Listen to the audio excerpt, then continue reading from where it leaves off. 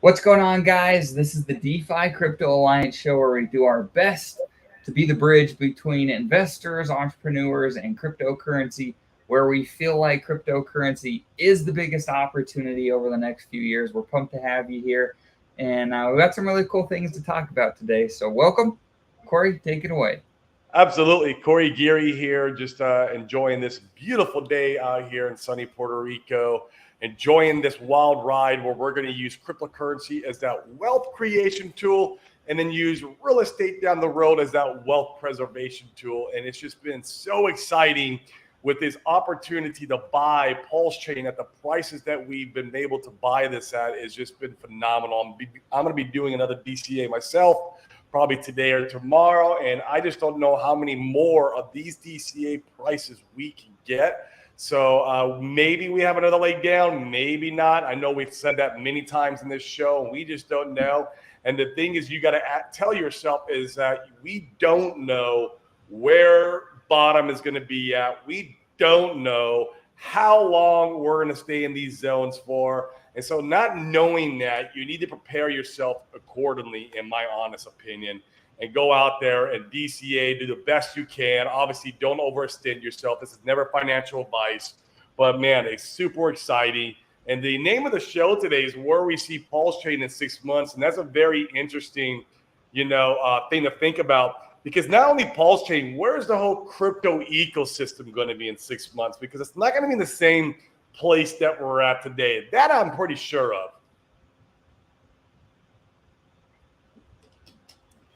Oh, can you hear me all right? Yes, I can hear you. Could you? Okay, we're good. Okay. I thought we froze there for a little bit. We're good. Yeah, and I was listening to there was a Twitter space last night where Buck from the PH team was talking, and I think it's interesting. So he gave me this idea, and we've seen it in real estate. So some of the most wealthiest people that I know from our real estate investing careers are people that were able to see a trend and front run the crowd. And what that typically looks like, the people that got the most wealthy is they saw a city that was filling up. There wasn't a lot more space there on the ground to build. And they said, hey, where do I think the population is going to expand out to next? And oftentimes it's into farmlands, it's into small towns, it's into places like that. And they went and they bought up a bunch of the land in that area, and then they were patient and they waited. They waited for the crowd to come to them. In fact, I know there's a couple of stories. I think there's a gentleman that one of my friends knows.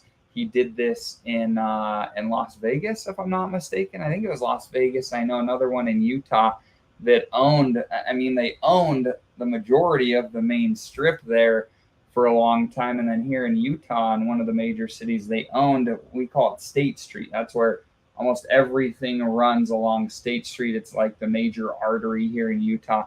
And he owned. I mean, he owned blocks and blocks of State Street.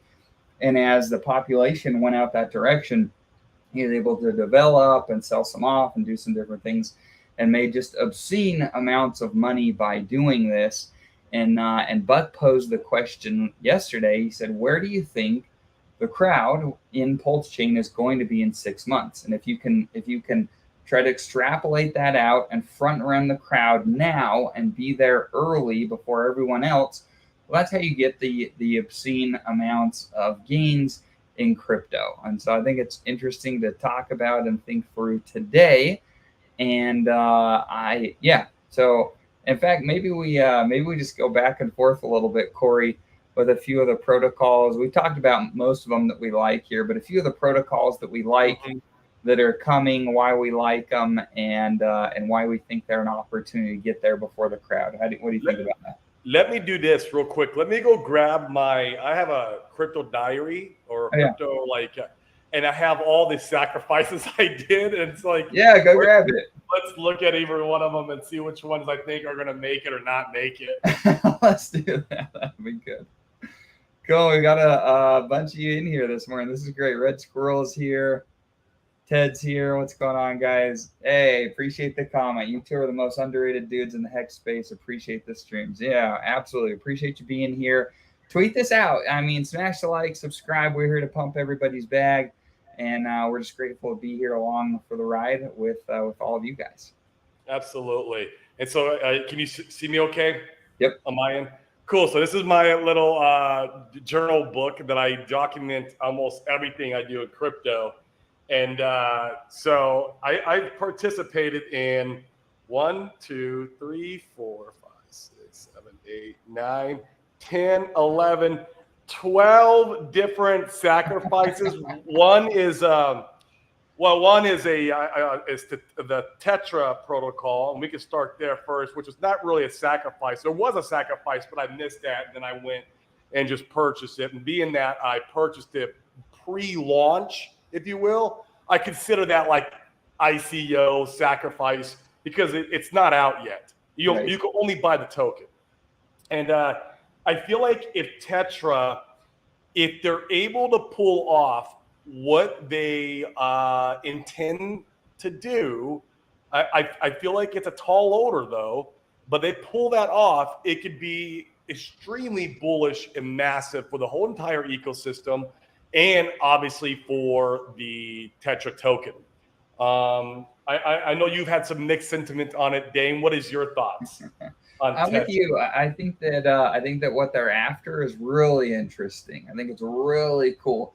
If you can make a nice UI that's really user friendly and it's self-explanatory for those of you that are watching that may not be real familiar with Tetra, a very oversimplified, not doing them justice summary of Tetra is essentially making it where you can automate your DeFi stuff. So you can automate your buy and sell orders, you can automate your staking, you can automate your off and onboarding. I mean, pretty much anything that you want to automate in the DeFi space, you could do it through Tetra is the idea.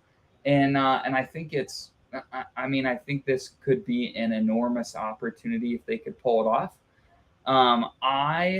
I think that it's a big enough order that for me, I'm pretty comfortable waiting to see. I don't feel like on this one, I'm not dying to be the first one in the city buying up the land on this one. I'm all right letting a few people see and seeing if people start migrating that way before I put my flag in the sand. You might miss some opportunity cost by waiting, as long as you're comfortable with that. That I see no problem with that at all, because it is a tall order, and I think Stewman has the capability of pulling it off. You know what's going to be really fascinating, Dane, is not the UI integration. I don't think that's going to be. I think what's really going to catch on is when people like Red Squirrel, Neil for T shares, Crypto Slop, and they go in there and build hundreds of different roadmaps and protocols that you can go in there and use. You can literally just go to a menu on Tetra and pick, I want to use Red Squirrel's 10x multiple compounder that utilize, and it'll show all the different protocols it uses, right? And you could just push play on that, and it will plug it into your wallet that's controlling the Pulse or whatever that is being used.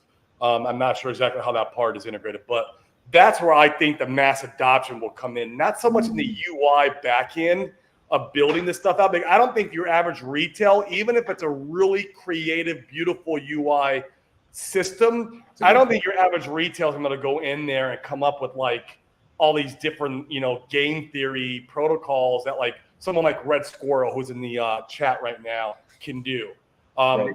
It's those type. I think that's where the mass adoption comes in.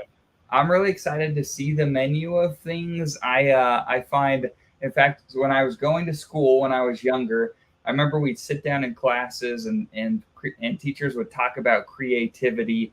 And I'm not somebody that's like great at coming up with brand new ideas. No. That's not me. I'm not great at that.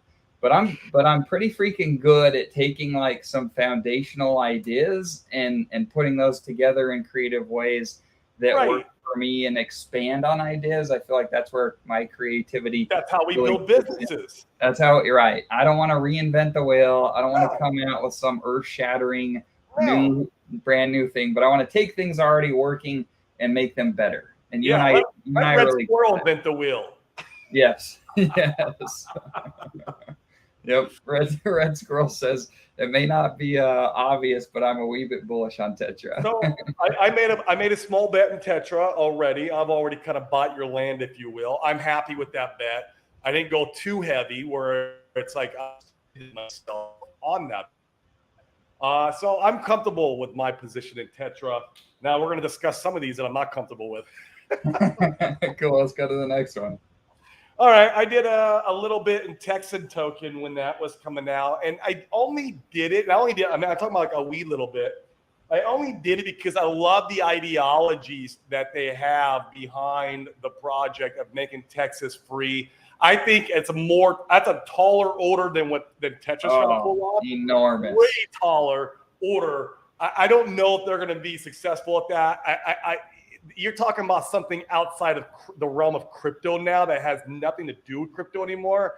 And that's going to be extremely hard to pull. It's going to take years too. So I didn't do very much for it. I like their thought processes. I like their beliefs. And so I supported them in that sense. And that's the only reason why I did it. I didn't go heavy at all. Some guys like Hex-Ray Vision and some other guys who really went big in the Texas token. They really believe in it. To me, it's I don't know. I felt like I was more giving money to a charity than anything. That's what that one felt like to me. Giving money to a charity. I like the guys over there. I think I do too. I think they tend to be, pretty sound thinkers, pretty level-headed, which I really appreciate. There's not many of them in the cryptocurrency space, and so more power to them.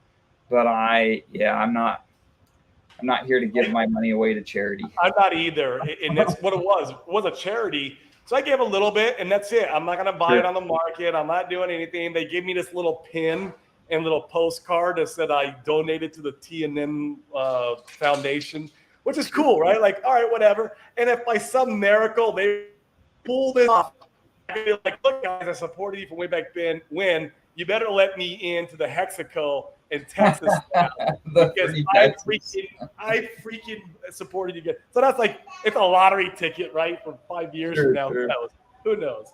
So I'm happy with my position there because I gave a very little bit. Just so I'm very happy what I did there. I like Sami's analogy where he puts it in bullets, and you spent maybe a quarter of a bullet on that one. Yeah, barely even a quarter of a bullet. It might have been an eighth of a bullet. Yeah, it was very small.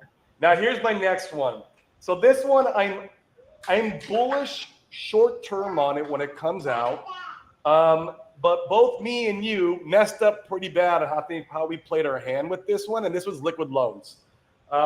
Liquid loans, I went pretty heavy too, man. I regret how heavy I went in this one, and it was more of a FOMO because we were coming out of the Pulsechain sack, and I missed the Pulsechain sacrifice. So I'm like, well, I need to catch some of these other ones, and so it was more of a FOMO play, and I fell once again into some narratives. We all got to be careful of narratives, and we've talked about the 5555 narrative, and we've talked about people shilling Hex when it's at its top, trying to get people to lock up their money. It's all narratives, right? And that's fine. You got to have them. But liquid loans had this narrative. Hey, lock your coins up for 24 months, and you can get a 2.5-time multiplier on your money. Which that sounds great on paper. But when you start looking at what we did now, and you look at charts and how all they work, and I don't even know if me and you, Dane, really understood how when coins first launched, I had a lot of meme coins almost every single time. Not at the time, no. Not at the time, and so we know liquid loans, is probably going to have the same result. I would guess. I could be wrong, right? I'm sorry if you guys are like liquid loans maxis in here. I like the protocol. Don't get me wrong. I really like it, but I feel like I went too heavy. I wish I could have only put a quarter of what I did on that one. I would still have put some in, but I would only done a quarter of what I did. And I wish I didn't do the 24-month lockup. I wish I would have done maybe I could do a year and do a staking ladder working backwards. So maybe like that. Maybe the bulk of it in the beginning. Yeah, because I would have played the law of meme coins. The bulk of it in the beginning, and then maybe a little bit punted out. I don't know. Yeah, I wouldn't have punted any of it out. I wouldn't have cared about the multiplier. I would have just put preferred to have my tokens early. And in fact, I could pull it up here. Let me grab the chart.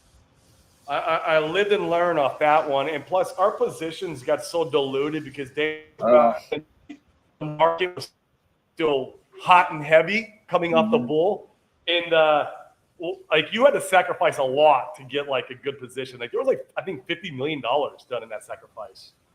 I think it was 30. It was a lot. Was it 30? Okay, still one of the top sacks. Oh, a lot. Still. Yeah. Let me bring this up. It's a great website that I can't remember who sent it to you, but this has been one of the best ones to find the full charts. Oh, yeah. And I don't have viewing capabilities, so just walk me through. I'm still on my hotspot, so all I have is sound. I'm glad you guys can see me, but this will be my last day on hotspot. Hopefully I'll have Wi-Fi in this house. But you have to kind of walk me through. So I'm just going to, So what I'll do, I'll pull up the liquidity chart here. And if you guys are not aware of liquid loans, as well as Power City has a component. Power City has a lot going on, but they have a component where they have a liquidity fork. And this is the liquidity price chart. And it's and it's brutal. So we zoom in here. We're on the daily, so you can see your traditional launch. You have price that went up for what is that? That looks from April 7th of 21 to what is this? April 24th. So you had what is that? 2 weeks. You had about 2 weeks of price action up, followed by downward pressure and downward, and you got a little bit of a pump here. But this is a brutal price chart, and yeah, I think it's really important to point out that that past performance is not necessarily indicative of future performance. But but what else do you have to go off of? Right. And I think it's interesting talking about narratives. You'll hear people talk about how this time is different and the team did these things differently. And that's why this price chart is going to be different. I think that if you want to bet on that, be my guest. I am not real anxious to bet on those narratives. And me too. Yeah, and this sacrifice was also when we thought Pulsechain could launch, any minute. And so, if you waited 2 years from a year ago or a year ago, we would be in the thick of a bull run. But at this point, 2 years from now, we still might be okay. If they launch this year, theoretically, the next Bitcoin cycle, the halving is, in about 9 months. And that one is positioned well. Still, we're getting our coins, bro, when Godwell gets his coins. Yeah. Like dumping then will be enormous. And I regret that one. I think I threw money away. Agreed. Now, the one thing that the PH team is kind of making us whole on some of these in a small respect. They are like giving us the Fux token, which has been cool. Agreed. A little bit of redemption. Agreed. So, okay. Next on the list, I am very happy with my sack. I actually wish I could have done a little bit more. I did what I could at the time. And that's Power City. In the very beginning, I didn't believe Power City was going to be that great. And I feel like they were trying to over-accomplish what they were trying to achieve. And then as they kind of were moving forward, they released the Portal X, and they talked about how they can also fork liquidity, and I saw their team and how they were engaging with the community and how much content they were putting out. And so I started to really get bullish on them there towards the end before Pulsechain launched. And so I'm very happy with my position with Power City. And there's no lock. Now you do get a 2x multiplier NFT on your Watt token when it first launches, but I can burn that whenever I want. So we're in the top of a bull run and I see us going parabolic, the whole ecosystem, I can go burn that NFT and sell it. It's not like I'm locked in it. You just can't get your position back after you burn it. So very happy with my Power City position. And they have a lot of things going on there too. It's not just like Corey said, it's not just the Liquidity fork for Pulsechain. So they have that. They have Portal X, the swap. They have the NFT marketplace. They're supposedly coming out with, and those guys, man, they've been for all intents and purposes, they have products that they've been producing. And I think there's a lot to be said about that. There are almost, you count on probably one hand the number of teams that had sacrifices at this point that have anything to actually like show for it. That be a product release or a test net. Like there's almost nobody. You had 2 years to go and build something. And you wait right now. I mean, it's frustrating. Oh, come on. There's no excuse for that. Like there's no excuse.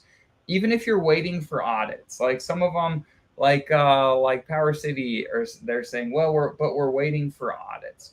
Well, once again, they produce stuff. You can go and play with it on testnet. Like there's a product there. These guys that have gone absolutely silent and have nothing to show. I mean, I don't know how you can feel good about those sacrifices at this point. That feels like money. That feels like a donation. And that money is gone. Yeah, I mean, until proven otherwise, right? And I've got 1, 2, 3 on here that I feel that way about. I tested it. So, well, let's keep going down the winners first. Really quick though, before we move on, Rich will make some good points. So he says Liquidity launched at the top, which is true. The thing that has me a little bit concerned is they launched at the top. So Bitcoin this last go around, it topped out April 21st. That's when it had its first top, and then you had the double top. So Liquidity, it went and topped out at about the same time as Bitcoin, and then the price was just utterly destroyed. And so, I think there's upside there. I think it'll be interesting to see. The question in my head, are these things that we've placed bets on outside of like some of the Richard Hart stuff? Do I feel more confident, do I feel confident that those things can pace with or outpace Pulsechain, PulseX, PHEX? If I do, then I feel good about that bet. If I don't, then then I don't feel great about it. And I think, and I don't feel really confident about Liquid Loans price chart pacing with the other Richard Hart stuff. I just don't. I hope I'm wrong, because I hope I'm wrong too. We're unfortunately we're locked in there. Yeah. So we'll see. We would love to be wrong about this. Love to be wrong. We would love it. I'm more bullish on Tetra, to be honest with you, than Liquid Loans. I mean, that's not. I'm sorry. It's just like that's where I'm at with it. Like I would have allocated more money to Tetra versus Liquid Loans, but you just weren't diluted into oblivion in these other sacrifice pools that were smaller, and there's a lot to be said about that. I'm unfortunately an investor locked in for 2 years, so if I'm wrong, bingo, I get the win. Yes. Okay, we'll discuss the next two, which I know both me and you are very bullish, and that's Famous and Fiat. I was able to participate in both of those. If it was up to me, I would have took out some more Liquid Loan sacrifice and had it allocated towards those two protocols more. So Famous and Fiat, I love both those, and we both got to be involved in that one. So let me share the price charts, and this is one of the things. Once again, and I understand that like past performance of similar protocols is not necessarily correlation or causation of this new stuff that's being built. However, I feel far better if we have a decent price chart that we can look at. Let me grab. Okay. All right. So here's the Aave price chart. You can see it did quite well. It went from a low of, what is this? Call it 20. For easy math's sake, we'll call it $25. And Dane, that's not the full chart. It was once called ETH Lind. Oh, really? It started at pennies. Really? Yeah, Okay. it started at pennies. Even better. Yeah, it was called ETH Lind, and then they switched it to Aave. I don't know why they switched the name, like, 6 months or a year in, and then that's when the chart changed. So yeah, the Aave chart is beautiful if you look all the way back from ETH Lind. ETH Lind, is that? ETH Lind. Randy Hilarski was part of the initial team on that. Oh, look at that. Okay. So let's just piece these two together. So Aave topped out at about $660. And let's go back to ETH Lind. Yeah, see what that says. $660. We're looking at these charts in USD terms. It doesn't have any data. What if we look at it? What if we look at it in terms? Let's try this one. Yeah, I think Randy talked about how he sold his ETH Lind at a couple dollars. Oh, geez. And you're right. Yeah, it looks like it launched. What is that, at about 6 cents? There you go. That sounds about right. Yes. So 6 cents to $660 is Woo! 1, 2, 3. That's like 1,000x. I'll take it. Wow. That's remarkable. No, this is good to see. So launch, and once again, I'm no charting expert, so feel free to pitch in the comments if you know better than me. But it looks like on the ETH Lind chart, this chart starts middle of May in 2020. Yeah, so I mean, it launched. That's actually really interesting. And then it had a good solid, a little bit over a year. What is that? Just under a year. Jeez, just under a year to April of 21. About a year. Call it a year. Had about a year, April 21 for this price chart. Wow, that's nice.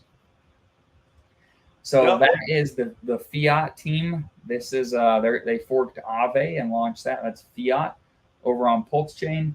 And then if we look at GMX for Famous. Yep. Which has done nothing but, if you ask me, it's a beautiful chart for a bear market. Oh, it's pretty remarkable. So GMX launched, what was this? It launched at, according to this chart, about $15. The low is $11 and the high is $62. And that's all during the bear market. According to this chart, starts in September of 21 and it tops out in middle of January 22. And then it's had some downward pressure, but even the downward pressure, it hasn't been that crazy. No, it's very stable. From a top of $60 back down to about 11. Right now it's sitting at $22. So it's not, in crypto terms, that's not bad. It's a pretty strong price chart. It is. And those guys over there are bullish, really bullish on Famous. Some of the guys we talked about, think of all the PH ecosystem stuff. This is one of the biggest. This is going to be one of, if not the biggest winner of all the stuff that their team is creating. And so really excited about Famous. Agreed. I'm excited about both of them a lot. I have put more into the Fame sack. But man, they're both just probably my favorites, up there with with Icosa and Hedron, if they can ever pull their act together out of the dirt. They're so down in the dirt right now. I love those protocols, and I think they have potential in the future with Alex. But these protocols here are up there with them. If not, they're amazing. Well, and while we're at it on the PH stuff, let's do Fox, which is a fork of Balancer, real quick. Okay, yeah, do Fox. Now, obviously, we didn't sack. Those are airdrops, which are really cool.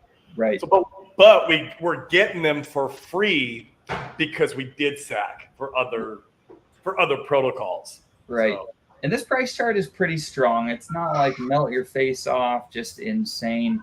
But for a free airdrop, it launched It went clear up to, what is that, $22 on launch, and then it came down and bottomed right around, call it like $8 or so.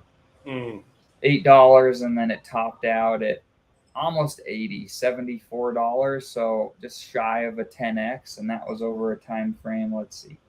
So that launched in the end of June in 2020, and then it topped out, in May, early May of 21. So less than a year. I mean, that one wasn't around a really long time. And that's, once again, a relatively strong price chart. Yep. I like it.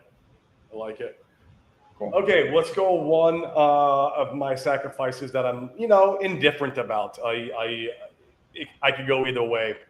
And that's internet money. I did SAC for that. I didn't do a lot. I just did a little bit.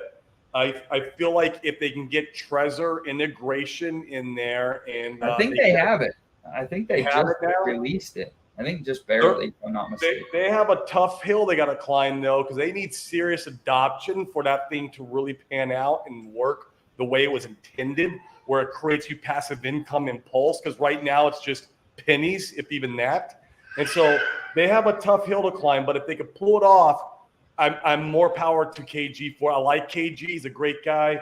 I feel like if RH comes out with a wallet, though, I don't know if he's going to anymore, because with all the craziness that's happened since he talked about it, if he comes out with a wallet, I don't think internet money has much of a shot, and that's my opinion. Guys, don't hate me for it. I hope I'm wrong, but I think RH comes out with a wallet. It's just everyone's going to jump on that and utilize what he's got going on over there. And so that's my opinion. I'm indifferent about it. I did SAC for it. I support those guys. I love KG, and I hope they can make something happen. I think I think all the things you mentioned are big things to consider. Let me pull up. I won't be putting any new allocation towards it, because I don't feel like they can do better than what Pulsechain can do, and as a buying Pulsechain. I can buy Pulsechain, and I don't know, is internet money going to outpace Pulsechain? And that money I put, and you can really break it down, Dane. Like when you buy Pulse, you can do a node validator, right? And create more Pulse. By buying internet money, I know I get to create more Pulse, but is it the same APY that I'm going to be getting in my Pulsechain node validator? Like those are the kind of numbers you got to be looking at before you're making these kind of investments. Right. And I think, I think one of the biggest problems, frankly, and KG was from what I understand upfront about this, that the team will not be providing any liquidity. I mean, there's no liquidity. You can't go scoop up anything meaningful. I mean, on V1, or sell anything meaningful. Yeah. I mean, on version 1 of PulseX, there's 24 grand in liquidity. On version 2, there's 3 grand. On BNB, there's 15 grand. Like, it's hard seeing. I don't know, and I'm no genius. If you guys know, I'd love your thoughts in the comments. But you just can't buy anything meaningful here, and who's going to go put up the liquidity if not the team, especially initially?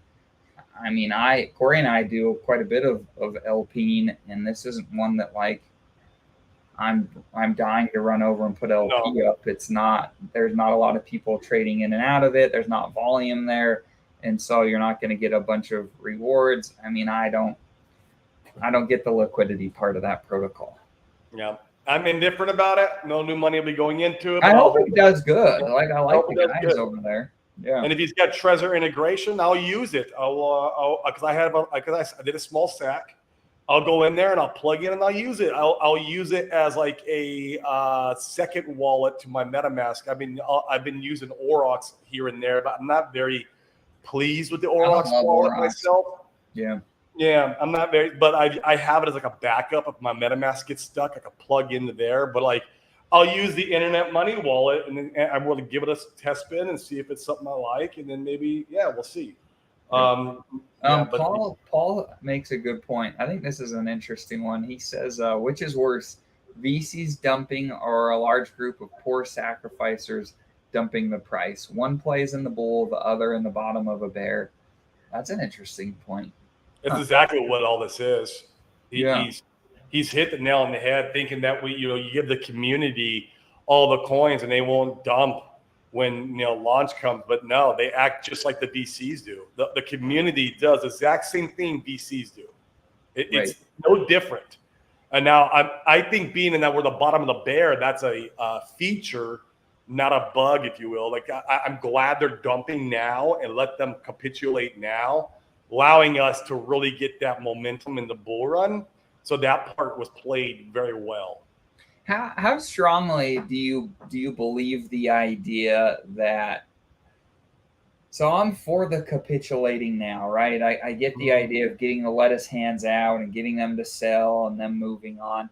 But do you think it's fair to assume or say that, oh, you see people on Twitter, oh, get the lettuce hands out, let them capitulate so that their bags can be sold to the diamond hand holders. Well, how much stronger holders are the people that are picking up the bags? It'll be interesting to see. I don't think it's fair to. I don't think it's really fair to say going from lettuce hands to diamond hands, and those people are going to hold it all the way up. You know what I mean? But what happens, Dane, is like, say you have like a whale up here on top. Think of it like a pyramid, right? You have this whale, and it really is. That's all markets are, is all these pyramids. And I don't want to call it Ponzi's, but like you have this whale on top, right? And he sells billions of pulse. You have these dolphins here or squids redistributed and smaller catching all this redistribution. Even if like a squid, 2 or 3 squids sell in the future on a 10x, well, it doesn't decimate the price chart like that whale did earlier, right? That whale who dumped billions all at once. You know what I mean? It just distributes out the pain or the economic energy of dumping in the future more evenly and more, I guess, it balances out the marketplace. Right. No, I think that's a good point. And it'll be, and the price chart seems to indicate that those are good things. So, yeah, I'm about it. It's interesting to talk through.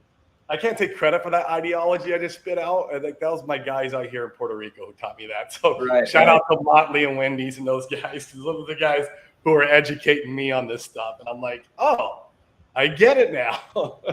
Right. But back to Paul's point, would you rather have VCs or poor sacrificers holding? I think I'd probably have less sophisticated people holding because it doesn't take a lot to be more sophisticated or slightly more and win the game harder because you've spent some of the bear market educating yourself and understanding how markets work and how cycles perform and what the price charts look like and what protocols may have a decent chance to perform. So I would much rather have less sophisticated people starting out with the tokens. I like it. Yep. So should we go to my 3 that I kind of like? Yeah, let's do it. So we'll start with Pulse Pot. I haven't seen anything whatsoever about them launching on Pulsechain. Now, they did launch on Binance, and I got allocation for that. I wish I would have played the law of meme coins because I would have scored hard on Pulse Pot, on BNB pot. Oh, it did like a 30x out of the gate, and then crashed. And I staked my coins like a dummy. When you stake it, you have 90 days before you can pull it. And so so I messed myself up on that one. I could have made a chunk of change and bought my position back. So they launched on Binance. So I don't believe that they're rugging or anything. They probably will launch on Pulsechain. They said, where are you at? Why didn't you do anything? What's going on, guys? And this is probably one I will play the law of memes this time around. And if I lost my position, so what I mean by law of memes is like the whole B roots thing where you sell on a double and then you sell maybe after 6 days the rest of your position, right? And I'm only going to do this on protocols that if I got left behind for one reason or another, then I'm not going to cry, right? I'm not going to cry if I get left behind on Pulse Pot. Sure. It's not going to happen. And so I'll play the law of memes with it now that I kind of understand that game a little bit more. Right. So yeah, we'll see what happens. I did sacrifice for those guys. I would like to see them pull something out and give the community something. D Hex Essentialist says that Pulsepot are waiting for oracles. Oh, that makes sense. Interesting. He says Jacob is a top tier dev. Okay. Interesting. Good to know, man. Good to know. Like I said, I didn't really think they were gonna rug or anything because like they launched on B&B. Like, okay, you guys did something. You gave us an actual product already. Right. And this was like way before Pulsechain launched, which was really I give them props for that. I seriously do. And we didn't have to stack twice. Like they gave us those coins for free on top of what we're gonna get on Pulsechain. So kudos to those guys for that. Next one, I would like to see something I've seen absolutely zero, and this is win-win. I've seen nothing in this protocol. I didn't go big on this one at all. I only did a small little stack, maybe a bullet or half a bullet, if you will. And I just have seen nothing from these guys. Right. Nothing. Heard nothing. Right. What's going on? Like I would gladly have put my money into Pulsechain by this point.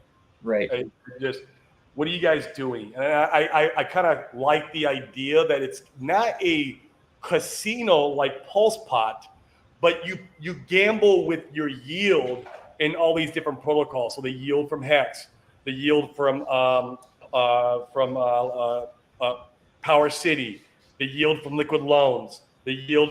You have ways of plugging in their smart contracts, or they have ways of plugging their smart contracts into their front ends, where they're gambling with just the yield portion of the protocols, which is I kind of like that idea because I think people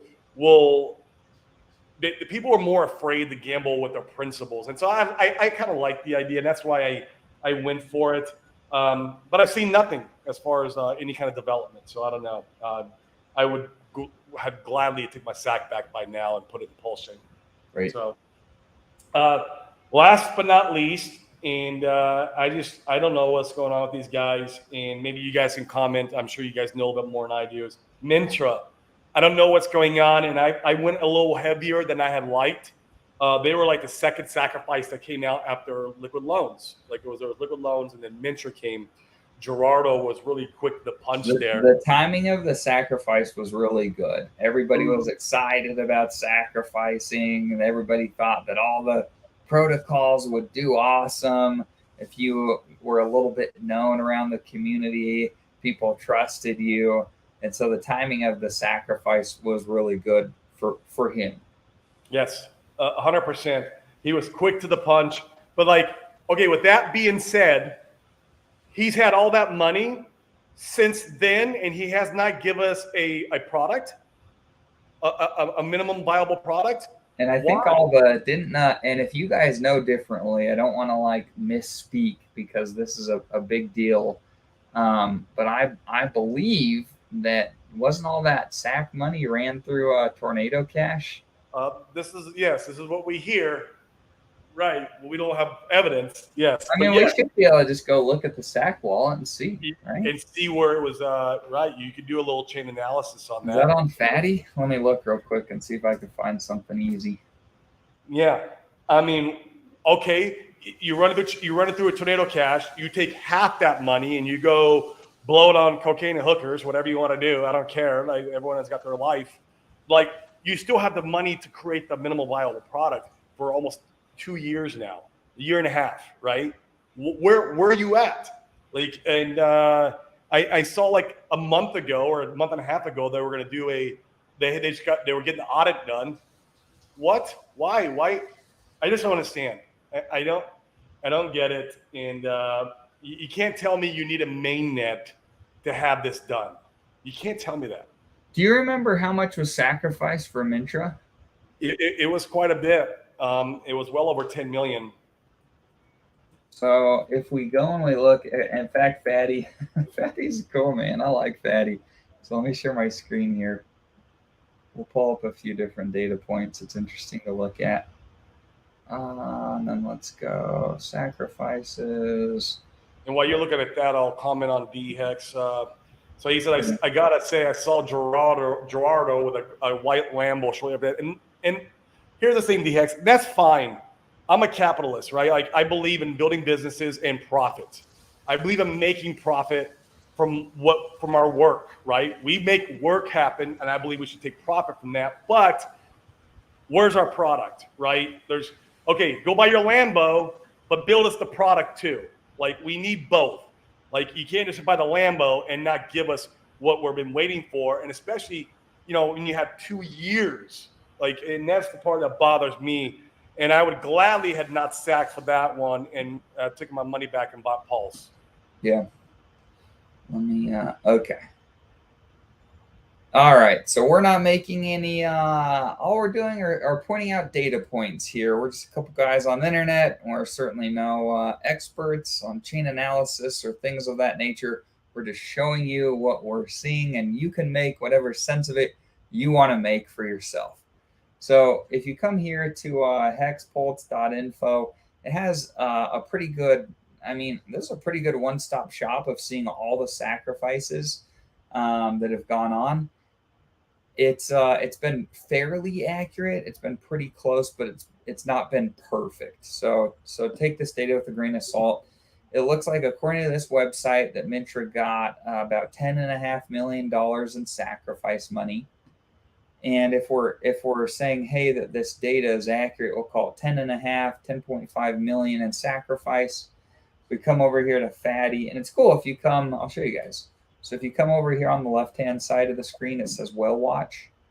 Mm-hmm. And it actually has a lot of interesting data. They've compiled known dumpers. They've got the OA address, gun through the accountant. They gun through the dumper. Gun through the dumper. They've got DO1. They've got a lot of interesting things here. And they also have some of the sacrifice wallet addresses, which is cool. So if we click on Mintra here, and in fact, we should be able to cross-check this. And while you're doing that reminded me of my biggest regret, or my biggest mistake that I'm learning from is Pulse Bitcoin. That one, I 100%. That's the number one. I wish I never gave money to, and it is what it is. Yeah, it is what it is. So I got more faith in Mintra at this point than I do Pulse Bitcoin. And there's not even a product. There's not even a product. So once again, we're just using Fatty. I don't know how accurate all this data is. But as a really quick summary, we can see here that according to this website, about $10.5 million sacrifice currently in this wallet is about $1.8 million, and we have not heard a peep nor seen a product, and so and maybe we wonder. Yep, makes you wonder. It has to give you pause. Now, I hope Gerardo is able to pull something off, but gosh, we've seen, Corey and I have built multiple businesses. Building protocols on the blockchain is building a business. Yes. And that's why I don't mind the white Lambo. I don't mind the white Lambo. Yeah. Give me the product then. Yeah. Okay. Even if you went so here's some perspective. Now the sky's the limit, but to get a very high-end Lambo, you could go spend $1 million on a more rare Lambo that's tricked out. Say you went and spent a full $1 million on a Lambo. Now you can get Lambos for far less than $1 million. Let's say you went for it, $1 million on a Lambo. You'd still have 9.5 left. That should be plenty to go and hire devs and build something. And yeah. So the Lambo doesn't bother me either. Yeah. But where is the product? It's been 2 years. I'm cool with capitalism, man. I buy Corvettes and I travel and I spend my money that I make from businesses. That's part of being American. It's great. Yeah. Yep. This is good. So these guys are helping us out. We appreciate you guys in the comments. Yeah. This is the last pin report on Mintra Telegram. We are working on some performance optimizations, standing up more servers, etc. Launch will happen soon. Please make sure to keep up to date with us. When was that, Paul? What was the date that was posted? Do you know? Like I said, he's probably going to come out with I mean, I'm cool for communication. There was more marketing done. There's no marketing that's been done with it. And, you know, just, I don't know, man. And you have plenty of time. Come on, bro. Like, I think he'll come out with something. And we'll see what I do with my. I think you have to. I think you have to. If you you're don't have doxxed, well, but think about it. If you're doxxed and you're public, like Gerardo, for instance, I promise somebody in the community can go find where Gerardo lives and his address, and you will be served. $10 million, you will be served.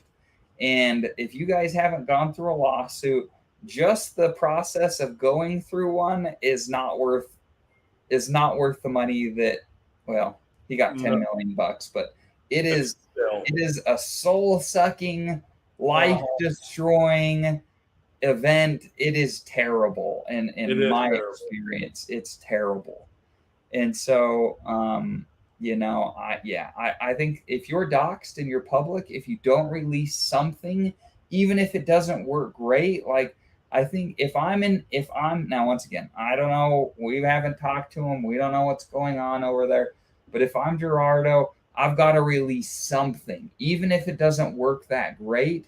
So at least I could say, well, I released, and unfortunately, like, blame it on a dev. It wasn't built well, or it wasn't, you know, there could be a million excuses, but to come out with nothing, I mean, you'll be served. That's a straight up scam. And the SEC wants to look at things like this. They do. Yeah. So I don't know. That was okay. Paul says that was June 28th. Oh, okay. Recent. Yeah. I'm an investor. I will. They release. I'll support them. I might play a little bit of law memes with them at first, you know. But nonetheless, I will. I'll be rooting them on if they come out with the product. Paul? Who's Yasmin? He says Yasmin also said we've been running instances on Pulsechain testnet before privately. He's probably one of the devs or one of the main guys in the Mintra team. Yeah. Yeah, interesting. Okay. I mean, I hope they pull it off. I watched a ton of Gerardo content when I came into the community. I think Gerardo, you know, like, I think he seems like a pretty bright individual.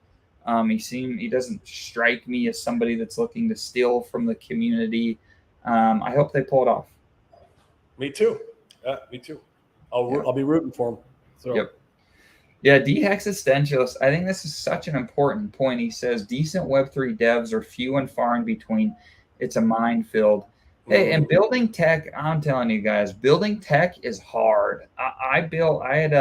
We spun up a texting platform that I went and hired devs to build internally for our team when we were doing real estate, and that sucked. That was a terrible experience. Oh my gosh! In our application, it was pretty clunky. We made a ton of money from using it internally, and I should have had a bigger. I'm annoyed.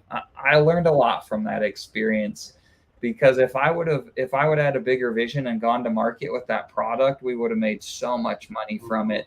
We would have beat everybody to market. Now there's like 5 or 10 different texting software companies specifically for real estate investors. I thought too small on that one, and I learned a lot from that experience. I also learned that hiring developers is terrible.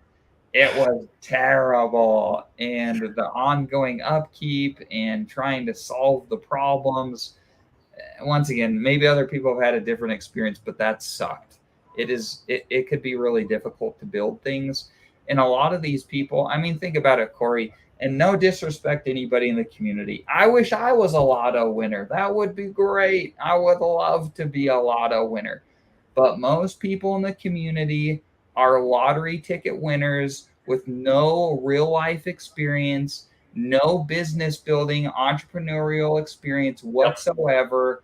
And they just got gifted millions and millions of dollars on the hope that their first business, their first experience into entrepreneurship goes well, I can tell you there are not very many people that will pan out well for them. Not many at all, especially in the blockchain space. And so that's why, that's where I did not hardly sacrifice for anything, and I feel pretty good about that decision for me. No, you did good, and you already know my sentiment in a lot of these. So that's my laundry list. And yeah, man. Besides, obviously I sacrificed for Pulsechain. That's on there too. So, and that one, to be honest with you, if I could take that back, I'd take that back too. I wouldn't seriously at this point. So okay, so let's look at price performance of all of the things that we've seen that have actually launched at this point, that have held us a strong price chart, and the sacrificers are not underwater. There's fiat, correct? Fiat, yep. Is there anything else? No. No, nothing. Nothing. It is. I think Tex and tokens up a little bit. Okay, maybe I'm not familiar. I think Tex and tokens up a little bit, not a lot. It was up like a 6x, and I think it's back down to like a 2x from the stack. So there's one. But like, if you're still up, like if you sacrificed and you're still like a little bit in profit, I mean, I think that's great. This has been extremely eye-opening to see. Oh, here we go. Paul says PH. So probably, Fiat, Texan, and Port Pleb are all up. Yeah. Port Pleb is doing the best. I forgot I have a couple $100 of Port Pleb. You got a little bit over there? I didn't even write that down because I put such a little amount in there. Right. Oh, here you go. Here's a few $100. Boop. Just for fun. I forgot I had it. Okay. Yeah. So I mean, all of this, I think it's silly. A lot of people on Twitter are like raging about. I get being disappointed about launches or price performance, but it's just not like, it's not useful being a complainer and going on Twitter and having all this negative energy. Like, what do you hope to accomplish from that? It's just not useful. It's not useful behavior. And so all we can do is look back and learn from this experience and determine how we will operate moving forward. Or at least in my opinion, that's the way that Corey and I are looking at this, because you can't go back and change the past. And so, and once again, Dane, it's just people blaming other people for their mistakes. That's all it is. Like, you need to take accountability. You need to take responsibility of your decisions. This is your life, your finances. Why do you blame the developer? You invested in him. Yeah, I get it. He even if he brought the product to market and you're underwater, he did what he said he was going to do. Like, he can't control the market. Right. It's just, it is what it is. I mean, but you absolutely could use SAC money to protect the sacrifice rate. And I think there's, now, once again, that's like venturing into expectation of profit from the work of others. I get all that stuff, and I get the like shaking out the weak hands. I can tell you in fact, I'm curious what your thoughts are on this, Corey. But from seeing how things have panned out thus far, I don't think moving forward I would sacrifice for anything. I can't. Yeah, I can't think. Or it would be like the way I sacrificed for Texan token. Like, it was just to support them. I didn't I considered it like giving it, a little bit of money to charity. Like that's almost how if Richard Hart were to come out with a wallet sacrifice now, if we were like in the top of a bull market and I could take some of that pulse that's up maybe 100x, maybe then I might think about doing something like that. And I would actually maybe pull like with some of these guys out here in Puerto Rico or something. But that's about it. I'm with you. I'm like 98%. Like, I would not sack for another project. It's just, the 9-inch just had a sacrifice, and I was interested in that, and I would have sacrificed that had they come out like 6 months ago. But I'm done with that. Yeah, I'm all right sitting those out, I think. And I like, so here's something interesting to consider. and I've thought about this a few times. So if Richard, now once again, I'm not Richard. We're not on his team. We aren't Richard's boss. Richard's going to do whatever he's going to do, and that's fine. That's totally fine. We believe in Richard here, and we like Richard a lot.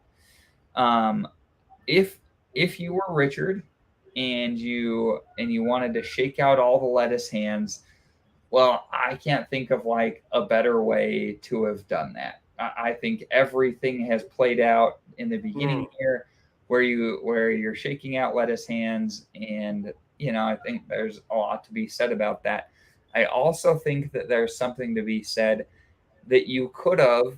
I mean, technically, you could have launched Pulsechain with as a V3 fork of Uniswap, if I'm not mistaken, because I believe the V3 license is up, and you could have launched it as a V3. You could have taken sacrifice funds and made a concentrated liquidity pool in a range at or above sacrifice price to help protect price and be on your way.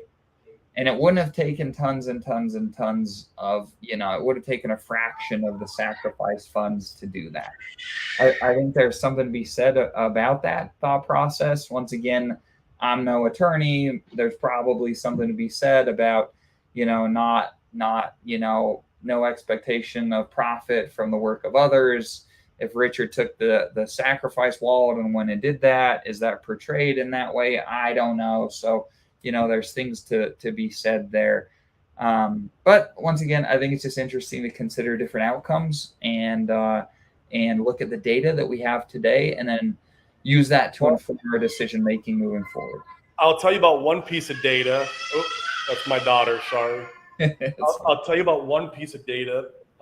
Is that we see in Hex, the OA does provide liquidity in certain ranges. So I really believe in the future we'll see LP provided by the OA at given times, the way Hex has been done.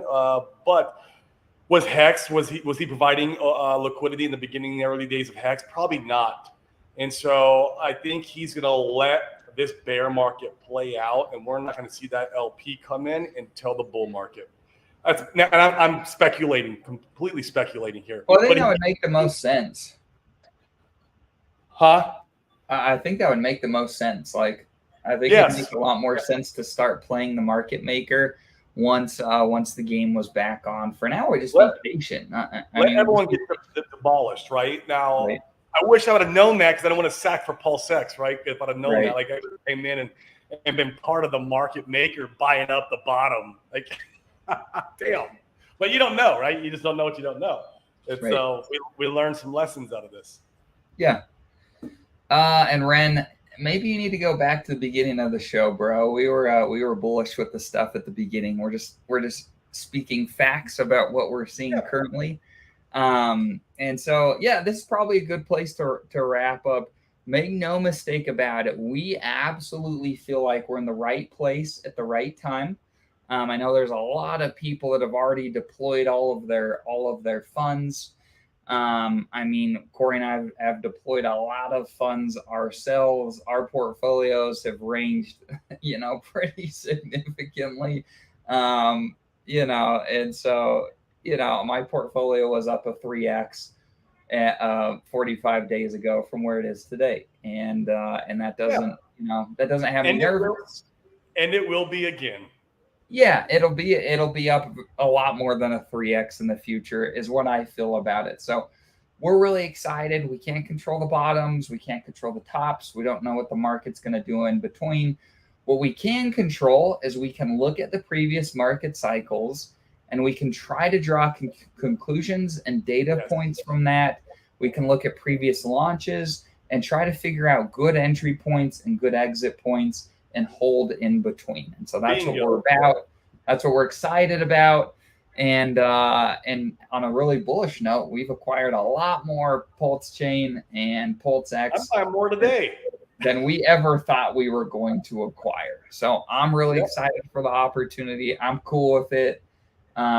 It's just a matter of having the right perspective and building your bags and the things that you believe in, where you see fit, and to stick with the analogy from the beginning. to front run the crowds to get there before everybody else comes? Where do you think the crowds are going to be heading in 6 months from today, in a year from today, and get positioned now? I love it, man. That's a good place to end it right there. So we appreciate all you guys. Make sure to hit the like, smash the bell notification, help us with the algorithm so we can pump your bags. We're going to do our best to continue giving you the best information that we feel like is the right time, right place, right now to create generational wealth. Guys, we're also going to be moving the show back to our old time. We're going to be running it an hour later again. So we'll be fluctuating back and forth here these next few months because obviously I moved out to Puerto Rico. Dane's in Utah, so we're going to go back to an hour later. But then when he comes out here, we'll probably go back to this timing. So just keep an eye on us, but we'll be starting an hour later again. And let's see for tomorrow. Open mic day. Yeah, open mic.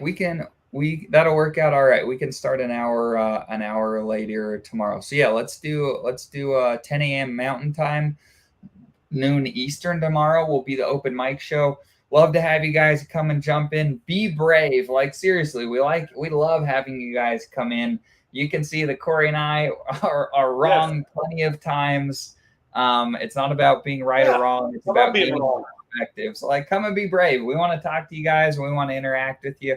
If you have an interesting story to tell or have some insights, especially if there's things that you feel like nobody's talking about that you're thinking that you think is a reasonable idea or point, let us know. Like DM us. We'd love to have you guys on the show. We're looking for more interesting things to talk about, especially, theoretically the rest of this year. We might have 6 months of like not a ton of things going on as far as price charts are concerned. But once again, like give it 6 months. In 6 more months, a lot of these other protocols are going to have launched. We're going to have some, in my opinion, probably some traction on the price charts. There will be yield pouring in from some of the staking protocols like the PH team is building and Power City. There will be a lot of really cool things. And so like hang out, everything's going to be cool. You have to be patient. Even if you're down right now on your DCA, like we're down on some of our positions, I think it's a really fair expectation this year to be all right with being upside down on a lot of your DCAs. You just don't know where the bottom is. But every single person that was early to Ethereum and early to Hex wishes they would have gone harder in the early stages. And so, you do what you can, you build where you feel like you should build, and we're good. So appreciate you guys being here. Peace. Cool.